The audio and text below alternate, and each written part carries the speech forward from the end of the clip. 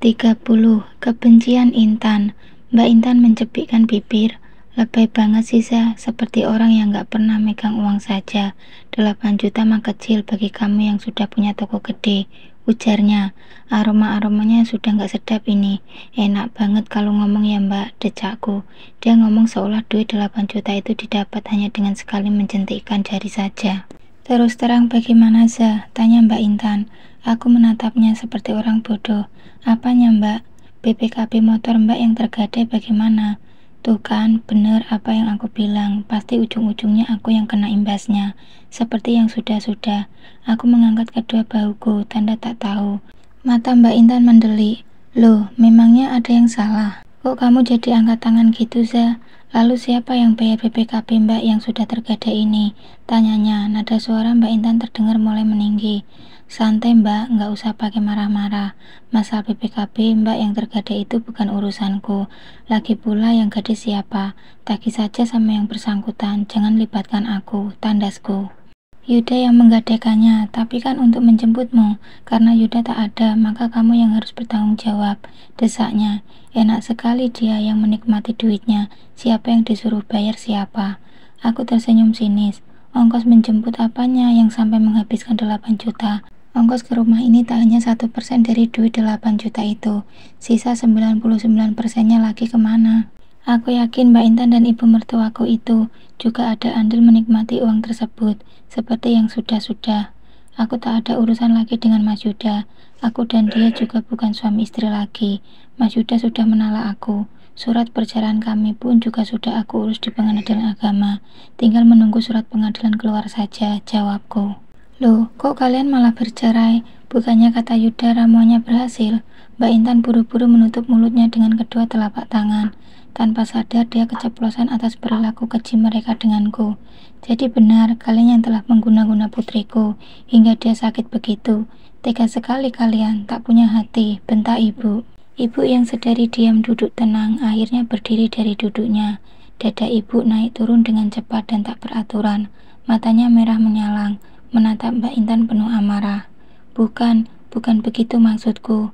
Sudah, jangan dibahas lagi persoalan itu. Toh kamu juga tidak apa-apa kan?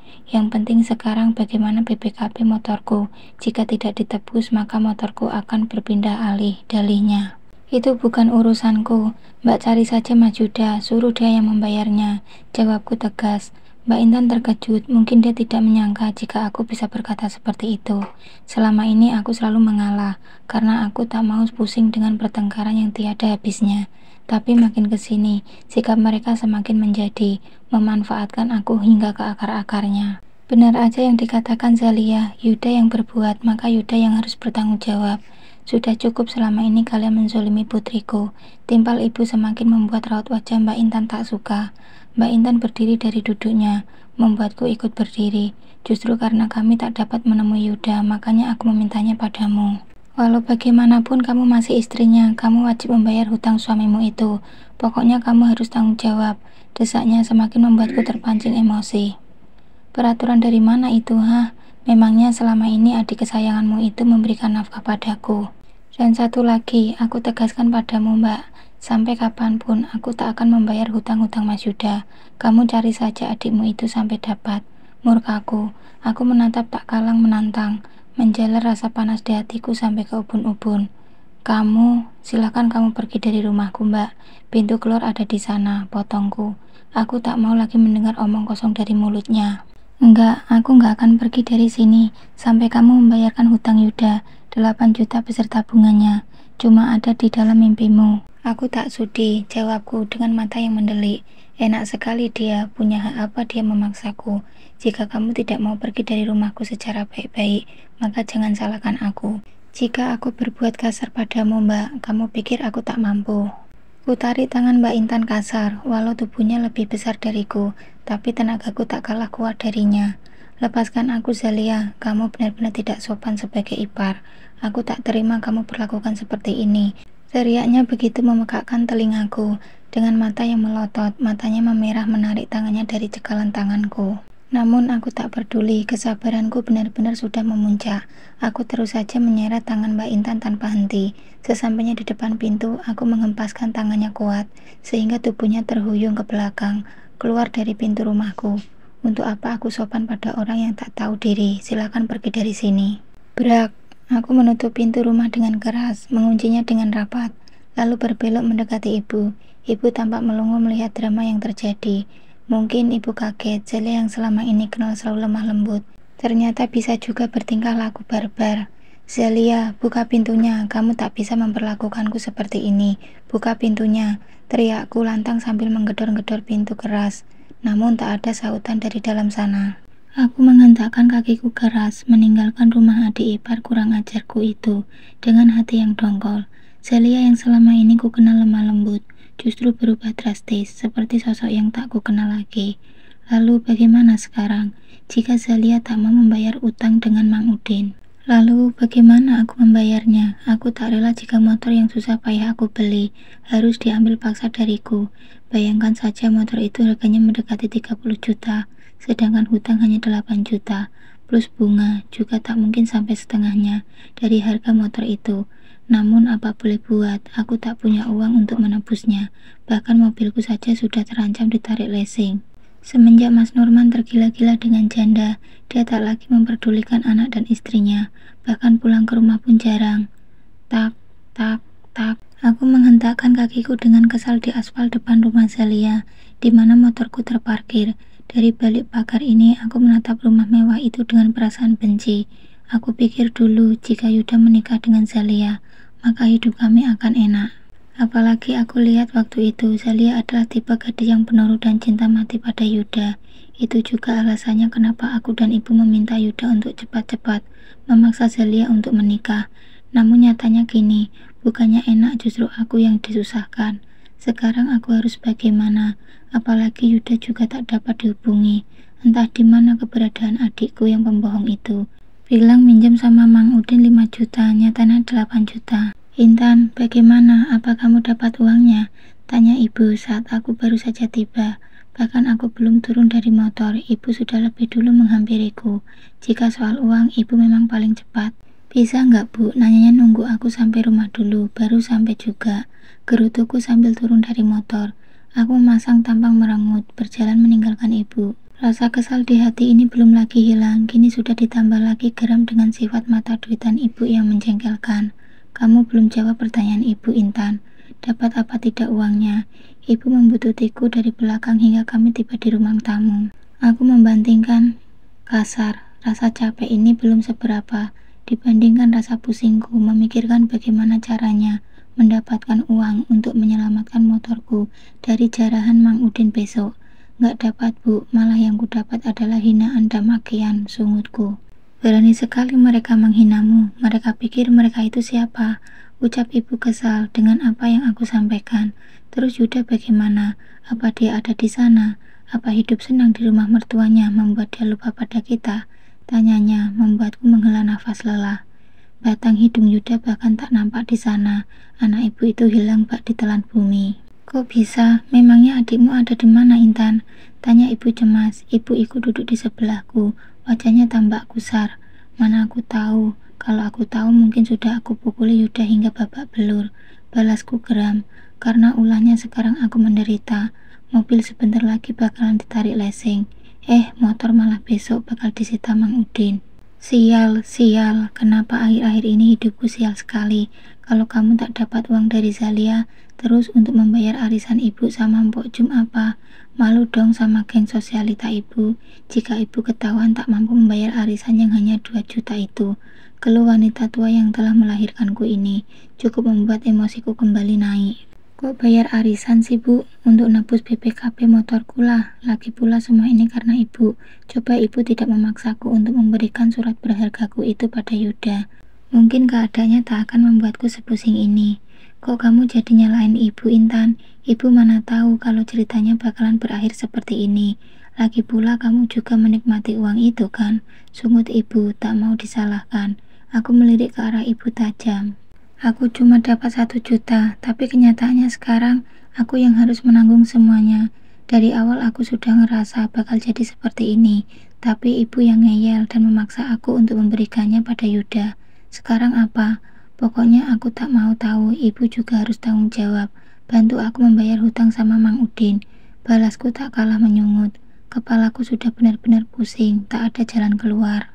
Ibu berdiri dari duduknya, menatapku tajam. Ibu tak ada uang, kamu tahu sendiri ibu nggak kerja.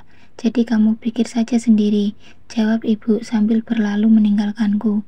Emosiku memuncak melihatnya, tapi sekuat hatiku tahan. Andai saja beliau bukan orang tuaku, mungkin sudah kulempar dengan asbak rokok yang ada di atas meja saat ini. Orang tua kok kelakuannya seperti itu, sudah tahu nggak punya penghasilan, tapi sok-sokan ikut geng sosialita kompleks sebelah, pakai ikut arisan 2 juta sebulan segala lagi, mau bayar pakai apa? Jika dulu aku masih bisa memberikan ibu uang, karena Mas Norman orangnya royal, gajinya juga besar, bahkan tak jarang ibu meminta langsung pada suamiku itu, jika uang yang aku berikan padanya kurang. Namun kini, mengingat nama Mas Norman membuatku kepikiran, apa aku minta kepadanya saja ya, toh dia masih suamiku. Lagi pula dia juga belum mengirim nafkah kami bulan ini. Dengan keyakinan penuh, kurai ponsel yang ada di saku celanaku, menekan beberapa kombinasi angka yang aku ingat. Setelah menunggu cukup lama, akhirnya sambungan teleponku diangkat. Halo, ada apa? Jawab ketus suara wanita di seberang sana, membuatku menjadi bertambah kesal. Mana suamiku? Kenapa ponselnya kamu yang pegang? Hardikku tak kalah ketusnya. Aku tahu siapa wanita ini, dia adalah janda gatal yang menggoda suamiku. Hingga suamiku tak lagi ingat dengan anak dan istrinya. Mas Norman lagi mandi, mau apa? Biar aku sampaikan, balasnya. Aku tahu dari nada suaranya, ia tak suka aku menelpon suamiku. Dasar janda tak tahu diri. Berikan ponsel itu pada Mas Norman, aku mau bicara penting. Perintahku yang disertai bentakan. Sudah dibilangin Mas Norman lagi mandi, kamu masih saja ngeyel ya. Pantas saja Mas Norman gak betah sama kamu. Kamu menelpon Mas Norman pasti masalah uang kan? Kata Mas Norman dia tak ada uang, tepeknya. Emosiku memuncak mendengar ucapannya. Nafasku mulai menderu terpacu naik hingga ke ubun-ubun. Di sini akulah istri sah, tapi kenapa dia yang seolah-olah pemilik suamiku? Hei, kamu dengar baik-baik ya. Aku ini istri sah Norman Aditama. Jadi sudah kewajiban dia mengirimkan nafkah padaku dan anak kami. Kenapa jadi kamu yang mengatur semuanya? Hah? Lagi pula aku yakin semua ini pasti kerjaan kamu yang meraup semua uangnya suamiku. Dasar wanita murahan. Apa hanya mengangkang di depan suami orang saja kepandaianmu, hah? Teriakku meluapkan segala emosiku. Jaga ucapanmu ya, setidaknya aku masih ada kepandaian daripada kamu. Tak pandai menyenangkan suami, hingga suamimu saja berpaling padaku. Jawabnya Jurnawa. Nafasku memburu, sombong sekali dia, baru jadi pelakor saja bangga. Tutup mulutmu, aku adalah wanita berkelas, bukan wanita murahan seperti dirimu. Belum selesai aku berucap, sambungan teleponku terputus sepihak, membuatku geram. Ku genggam erat ponsel yang ada di genggaman tanganku, menahan segala sesak di dada. Ada rasa sedih serta kecewa yang menjadi satu, namun amarah yang mendominasi.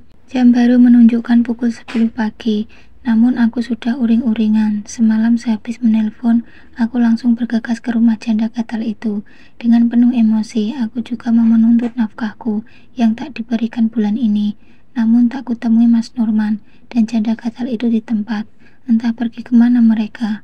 Detik-detik Mang Udin ke rumah ini sudah semakin dekat, sedangkan ibu. Pagi-pagi sekali ia keluar kamar membawa anakku tanpa menoleh sedikit pun padaku. Sejak pertengkaran semalam, tampaknya ibu masih marah padaku. Malangnya nasibku ini, saat ada uang semua mendekat, saat sengsara menoleh saja tidak. Intan, hei Intan, teriak Mang Udin dari depan pintu. Aku terkesiap kaget. Aku bingung harus menghadapi Mang Udin. Aku keluar menemui Mang Udin. Aku meneguk ludahku susah payah saat ku dapati pria parubaya itu menatap ke arahku dengan sangar. Ia datang ke sini dengan 2 orang bodyguard suruhannya. Mang Udin terkenal dengan kejamnya dalam menagih hutang. Barang siapa yang tak dapat membayar hutang pada waktu yang telah disepakati, maka siap-siap saja barang jaminan itu dirampas. Mana uang yang kamu janjikan? Aku sudah memberikanmu kelonggaran waktu 3 hari. Sekarang mana uangnya? pinta Mang Udin. Tangannya tengadah ke arahku dengan jari yang digerak-gerakkan naik turun. Wajahku pucat pasi. Alasan apa lagi yang akan aku gunakan? Karena percuma, Mang Udin tak akan menerima. Melihat aku yang hanya berdiri diam sambil menggenggam kedua tanganku erat, senyum sinis terukir di wajahnya. Mana kunci motormu itu? Cepat berikan. Mang, aku minta tolong, berikan aku waktu lagi, Mang. Kemarin juga tak dapat aku temui. Aku mohon, Mang. Pintaku memelas, namun Mang Udin seolah tak peduli. Ia tak akan menyia-nyiakan kesempatan. Mang Udin memberi kode pada kedua pesuruhnya untuk masuk ke dalam rumah dan mengambil motorku yang masih terparkir cantik.